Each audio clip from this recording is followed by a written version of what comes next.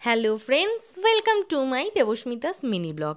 আজকে নিয়ে এসেছি ঘরোয়া পদ্ধতিতে চিকেন কারি রেসিপি। প্রথমে চিকেনগুলোকে ধুয়ে নিয়েছি, তারপর আদা রসুন পেস্ট দিয়ে দিলাম। এরপর পেঁয়াজগুলো কুচি করে ওটার মধ্যে দিয়ে ম্যারিনেট করে রাখতে হবে। তারপর 3টে আলু কেটে জলে ভিজিয়ে রেখে দিয়েছিলাম।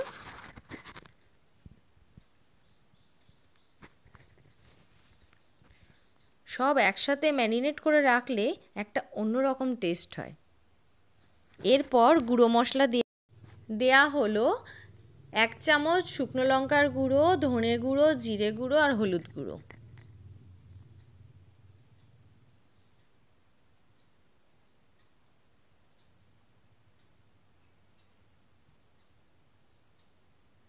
লঙ্কার গুঁড়ো শুধু 2 চামচ দেয়া হয়েছে, ধনে গুঁড়ো জিরে গুঁড়ো 1 চামচ করে দিয়েছি।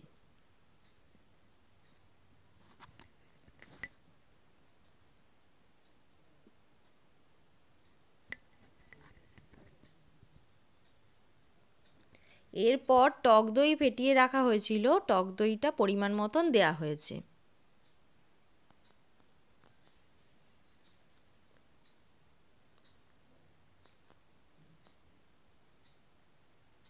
দিয়ে ভালো করে ম্যারিনেট করতে হবে। ম্যারিনেট করে আমি 2 ঘন্টা মতন রেখেছিলাম।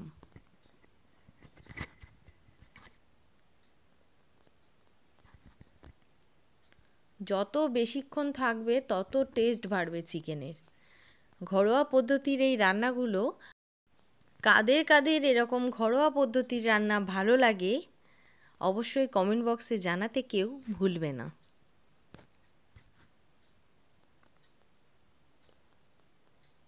ভালো করে ম্যারিনেট করে রেখে দিলাম 2 ঘন্টার জন্য। এরপর 2 ঘন্টা হয়ে গেছে, কড়াইয়ের মধ্যে সর্ষের তেল ঢেলে দিলাম। ঢেলে তারপর যখন তেলটা গরম হয়ে এসেছে, তারপর কেটে রাখা আলুগুলো কড়াইয়ের মধ্যে দিয়ে দিলাম। অল্প একটু হলুদ আর অল্প নুন দিয়ে দিয়েছিলাম, অল্প একটু নুন দেওয়া হয়েছিল। দিয়ে ভালো করে নাড়াচাড়া করছিলাম, তার কারণ আলুগুলো হলুদ দিলে একটু হলুদ হলুদ কালার হয়ে যাবে, সেই কারণে। বেশি ভাজা না করে অল্প একটু লালচে লালচে হলে তুলে নিতে হবে।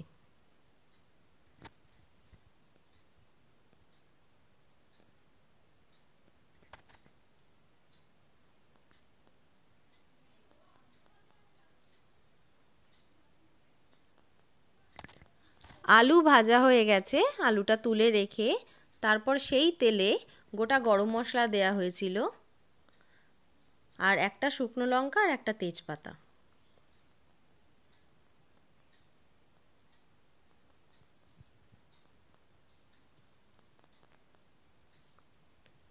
আর গোটা জিরে ফোড়ন দেওয়া হয়েছিল।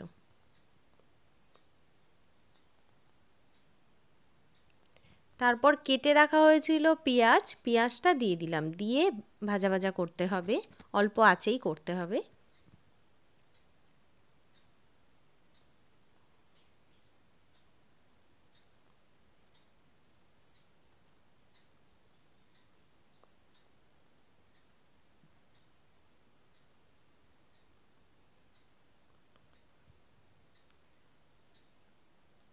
যখন অল্প অল্প ভাজা ভাজা হয়েছে তখন একটু রসুন বাটা আর একটু আদা বাটা দিয়ে দিলাম। কিছুটা হাফ দেয়া হয়েছে পেস্টে, যখন মাখা হয়েছিল মাংসটা তখন দেয়া হয়েছে, আর হাফ রান্নার সময় দেয়া হচ্ছে। আর কিছু গুঁড়ো মশলাও দেওয়া হবে অল্প অল্প করে।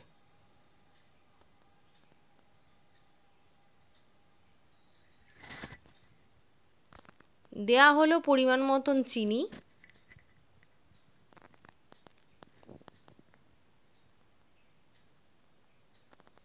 এরপর অল্প করে আদা বাটা দেয়া হয়েছে।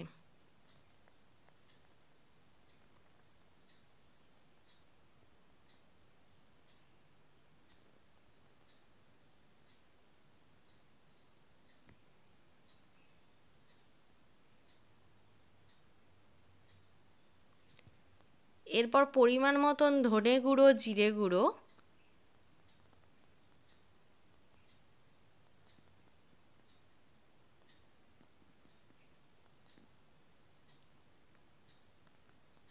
দিয়ে ভালো করে নাড়াচাড়া করতে হবে। আর 1 চামচ মতন লঙ্কার গুঁড়ো দিয়ে দিলাম। ভালো করে কম আঁচে নাড়াচাড়া করতে হবে। আর পরিমাণ মতন হলুদ।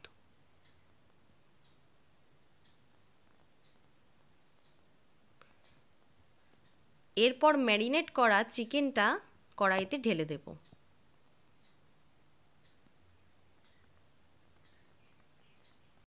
বন্ধুরা, আমার চ্যানেলে যারা যারা নিউ, সবাইকে বলছি প্লিজ সাবস্ক্রাইব করো আমার চ্যানেলটাকে। আমার নতুন নতুন প্রচুর ব্লগ আছে যেগুলো তোমাদের সাথে শেয়ার করতে পারবো।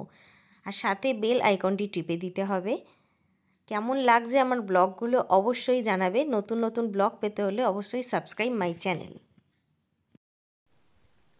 ভালো করে কষিয়ে নিতে হবে। মাংস দিয়েই যে জলটা বেরাবে সেটাই মাংস সেদ্ধ হয়ে যাবে। তা হলেও একটু ঝোল ঝোল হলে ভালো লাগে।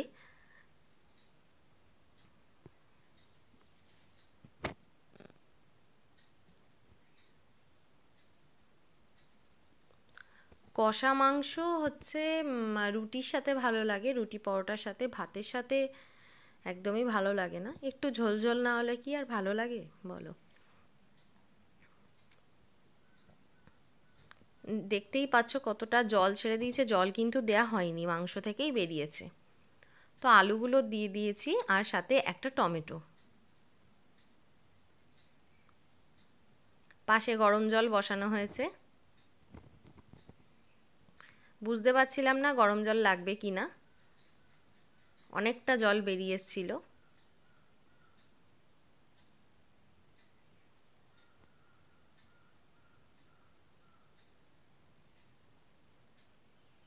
কষাতে কষাতে গরম মশলার গুঁড়ো একটু দিয়েছিলাম। আর সব শেষে দেয়া হয়েছিল ধনেপাতা।